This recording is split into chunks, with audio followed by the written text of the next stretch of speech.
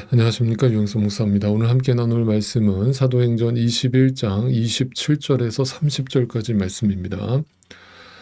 바울은 영적 어린아이 수준에 머물러 있었던 유대인 크리스찬들을 그리스도의 사랑으로 품기 위해서 그들의 전통과 관습을 따라주면서 그들에게 본질적인 복음만을 전하려고 노력을 했습니다.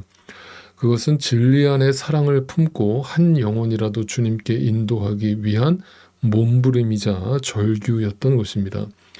한 영혼을 사랑하는 일이 얼마나 진중하고 무겁고 힘든 일인가를 보여주는 장면이라고 할 수 있습니다. 그러나 한 영혼을 끝까지 품고 사랑하는 일이 어려운 반면에 한 영혼을 정죄하고 판단하는 것은 그만큼 쉽다라는 것을 보여주는 장면이기도 합니다.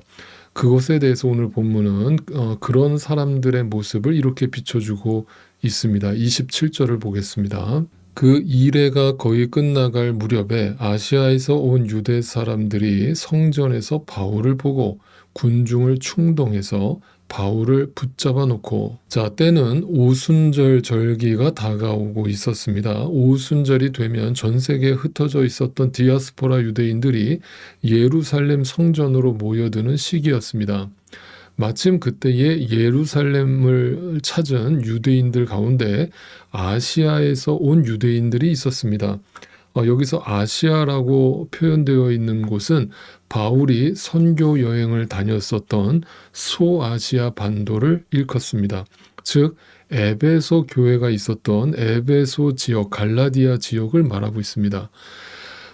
그들은 크리스찬들이 아니었고 말 그대로 유대교인들이었습니다. 그리고 소아시아에 있을 때 소아시아에서 바울을 따라다니면서 핍박하고 모함하고 죽이려고 했던 바로 그 유대인들이었습니다. 그들이 성전에 있던 바울을 봤습니다. 그러자 즉시 군중들을 충동하기 시작합니다. 그리고 그 충동질에 쉽게 넘어간 예루살렘 시민들은 바울을 즉시로 붙잡게 됩니다. 28절입니다. 소리쳤다. 이스라엘 동포 여러분, 합세하여 주십시오. 이 자는 어디에서나 우리 민족과 율법과 이곳을 거슬러서, 이곳은 성전을 말하죠. 성전을 거슬러서 사람들을 가르칩니다. 더욱이 이 자는 그리스 사람들, 이방 사람을 말합니다. 성전에 데리고 들어와서 이 거룩한 곳을 더럽혀 놓았습니다. 그들이 충동질한 바울의 죄목은 아주 명확했습니다. 유대교의 근간을 흔들려고 하는 중범죄자라고 모함을 한 것입니다. 그는 율법과 성전을 모독하고 유대교의 하나님을 개, 돼지보다 못한 이방인들에게 전한 변절자요, 배신자요, 이단아라고 주장하기 시작한 것입니다. 그러나 이것이 왜 거짓 충동이었는지, 어떤 오해가 있었는지 이것에 대해서 성경은 분명하게 밝혀줍니다. 29절을 보겠습니다. 이는 그들이 이렇게 바울을 모함한 이유는 그들이 에베소 사람 드로비모가, 그러니까 이방인이죠. 바울과 함께 성내에 있는, 예루살렘 성내에 있는 것을 전에 보았으므로 바울이 그를 성전에 데리고 들어왔으리라고 생각하였기 때문이다. 그들이 바울을 왜 그 성전을 모독한 신성 모독죄로 모함을 하고 있는가? 그렇게 주장한 이유가 무엇인가?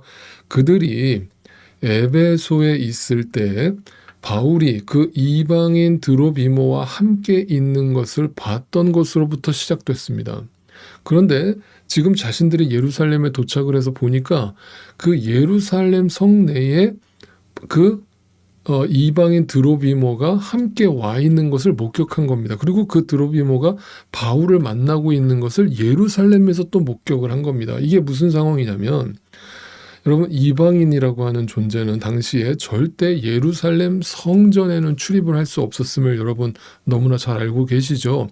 그런데 아시아에서 온 유대인들이 왜 오해를 했냐 하면, 에베소에서 바울과 함께 있는 것을 분명히 목격했었는데 그 이방인 드로비모가 지금 예루살렘에도 바울과 함께 있네?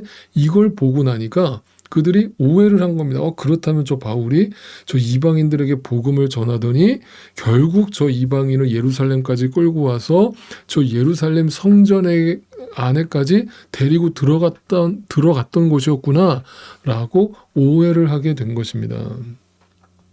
그러니까 이것을 오해라고 해야 될지 아니면 그 진실을 왜곡하고 일부러 거짓을 꾸몄다라고 해야 될지 모르겠지만 분명한 사실은 그들은 계속해서 바울을 쫓아다니면서 바울을 죽이려고 했던 사람들이었기 때문에 이것은 단순한 오해라고 받아들이기보다는 그들이 철저하게 바울을 죽이기 위해서 모함을 하고 있는 것이다라고 밖에는 볼 수 없는 것이죠. 자, 그러나 그들에게는 팩트는 더 이상 중요하지 않았습니다. 자기가 믿는 것이 팩트가 되어버린 상황이 되어버렸습니다. 그리고 이 트집을 잡아서 이번 기회에 확실하게 바울을 잡아서 죽이기로 작정했던 것입니다. 30절을 보겠습니다. 그래서 온 도시가 소란해지고 백성들이 몰려들어서 바울을 잡아 성전 바깥으로 끌어내니 성전 문이 곧 닫혔다. 자, 거짓된 소문으로 바울을 모함하고 있는 유대인들의 선동에 군중들은 또 사리 판단을 제대로 하지 못하고 군중 심리에 휩싸여서 바울을 결박하여 성전 바깥으로 끌고 나갑니다. 이것은 바울을 성전 모독죄로 즉결 처분하려는 이유였습니다. 자, 바울을 성전에서 쫓아내자 성전을 지키고 있던 청지기들은 성전 문을 굳게 닫아 걸었습니다. 이것 또한 아주 상징적인 장면이라고 할 수 있겠죠. 성전은 하나님의 집, 하나님께로 나아가는 그 성전을 인간이 거짓으로 문을 닫아 걸고 하나님께로 나아오려는 자를 막아섰다. 이것이 인간의 죄의 모습을 상징적으로 보여주는 장면이라고 할 수 있겠습니다. 그런데 여러분, 놀라운 사실은 지금 바울 입장에서는 모함을 뒤집어 썼기 때문에 얼마나 억울한 상황입니까? 그렇다면 이 오해를 적극적으로 나서서 풀어야 되는 것이 상식적인 행동일 것입니다. 그런데 바울은 자신을 향해 일어난 그 오해에 대해서 전혀 다른 조치를 행하지 않게 됩니다. 그들이 자신들을 결박하여서 끌고 갈 때 그냥 붙들려서 끌려갑니다. 그리고 그들이 오해하면 오해하는 대로 그냥 침묵합니다. 굳이 거기에다가 변명하지 않고 변호하지 않고 설명을 덧붙이지 않습니다.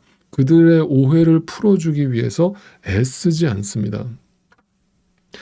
자, 어쩌면 이러한 바울이 너무너무 답답하게 보이실 수 있습니다. 저도 그렇게 보입니다. 그런데 하지만 이런 바울을 보면서 진리에 관심이 없는 이 세상을 진리를 전하는 자로 살아간다는 것은 어떤 것인가를 생각해 보게 됩니다. 그리고 그 진리를 대하는 이 세상의 자세와 반응에 대해서도 우리가 생각해 볼 수 있게 됩니다. 바울에 대한 유대인들의 반응을 보면 세상은 결코 진리를 원하지 않는다는 것을 분명히 알 수 있습니다. 진리를 원하지 않는 세상에서 진리를 전하는 자로 산다라는 것은 그 자체로 고통이고 고난이고 핍박이고 십자가의 길인 것입니다. 여러분, 그래서 진리는요, 언제나 핍박을 받게 되어 있습니다. 왜냐하면 진리는 거짓을 폭로하고 거짓과 반대되는 길을 가르치기 때문입니다. 우리가 이 세상에서 진리대로 살면, 말씀대로 살면 여러분, 반드시 이 세상은 그 진리를 따르는 우리를 저항하게 되어 있고 핍박하게 되어 있습니다. 그런데 우리가 예수를 믿는다고 하면서 이 세상에서 전혀 이질감 없이 그들과 아무런 불편함 없이 그냥 아무런 저항도 느끼지 않고 편안하게 살아간다면 여러분, 그것은 뭔가 우리가 잘못된 길을 가고 있는 증거라고 할 수 있겠죠. 바울은 당시에 막대한 권력과 조직력을 자랑하고 있던 유대교라고 하는 거대한 바위에 진리라는 계란을 던졌습니다.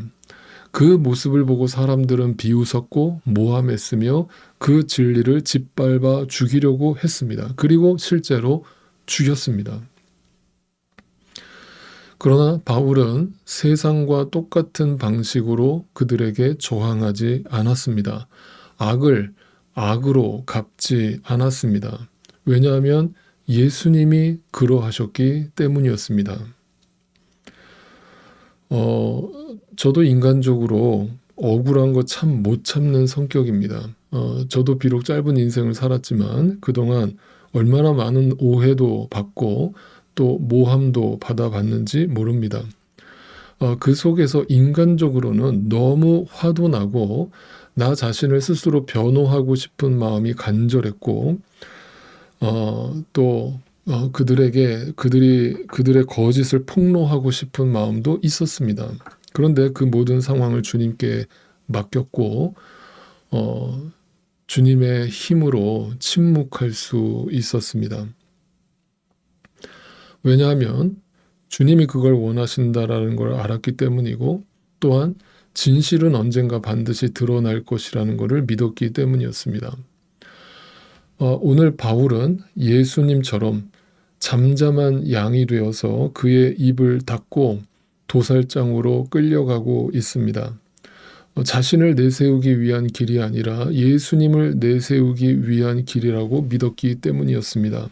그리고 주님의 뜻을 이루기 위한 길이라고 믿었기 때문이었습니다.